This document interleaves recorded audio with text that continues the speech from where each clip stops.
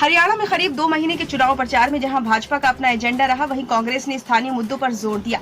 Modi guarantee के साथ लोकसभा चुनाव मैदान में उतरी भाजपा का सियासी एजेंडा हरियाणा में आते आते बदल गया। अगले 5 साल का एजेंडा बताने के बजाय भाजपा हिंदुत्व, पाकिस्तान, राम मंदिर, आरक्षण और धारा 370 की पिच के इर्द गिर्द घूमती दिखी। हालांकि इस बीच इन्होंने बिना खर्ची पर्ची नौकरी देने को लेकर खूब माहौल बनाया। वहीं कांग्रेस किसानों व पहलवानों के मुद्दे पर प्रदेश में माहौल नहीं बना पाई। अग्निवीर, कर्ज, रोजगार व महंगाई का मुद्दा खूब जोर शोर से उठाया। न्याय पत्र में किए गए वादों को घर घर तक पहुंचाने में जोर तो पूरा लगाया, लेकिन इसमें कांग्रेस का संगठन न होना और शीर्ष नेताओं के बीच गुटबाजी होना बाधा बना। भाजपा केंद्र के साथ राज्य में 10 साल से सत्ता में है। भाजपा के पास बताने के लिए बहुत कुछ था, मगर 15 मई के बाद भाजपा के आए स्टार प्रचारकों ने चुनाव प्रचार को पूरी तरह से बदल कर रख दिया। पीएम मोदी ने 18 मई को अम्बाला व गोहाना और वीरवार को महेंद्रगढ़ के पाली में रैली कर अपने भाषण को धारा 370, आरक्षण, पूर्व सैनिक 5, प्रधानमंत्री, राम मंदिर और कांग्रेस के खिलाफ अपने लगाए पुराने आरोप तक सीमित रखा। भाजपा हाईकमान के नेताओं ने पूर्व मुख्यमंत्री भूपेंद्र सिंह हुड्डा को निशाने पर लेना शुरू कर दिया है। गृह मंत्री अमित शाह और राष्ट्रीय अध्यक्ष जेपी नड्डा ने हुड्डा को दिल्ली दरबार के दामाद का दरबारी तक कह डाला। एक एक करके भाजपा के नेता हुड्डा को निशाने पर ले रहे हैं। विपक्षी दल कांग्रेस सरकार पर हमला बोलने के बजाय अब भाजपा ने ही कांग्रेस की घेराबंदी शुरू कर दी है।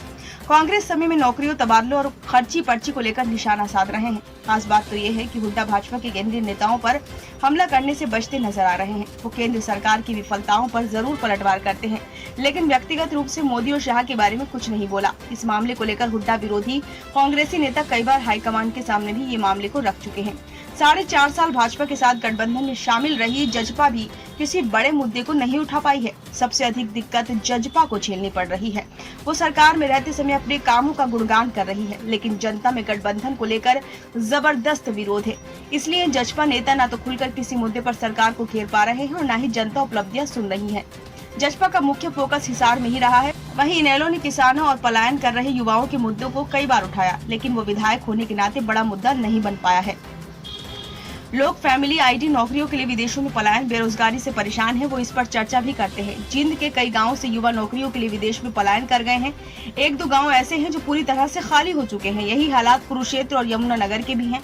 दक्षिण हरियाणा में पानी का मुद्दा आज भी गर्म है, मगर राज्य के किसी भी नेता के पास SYL को लेकर भविष्य का कोई एजेंडा नहीं है।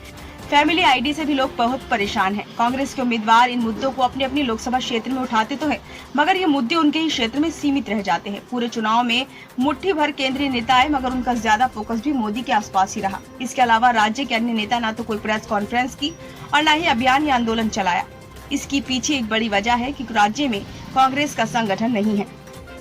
ब्यूरो रिपोर्ट, नई दिल्ली।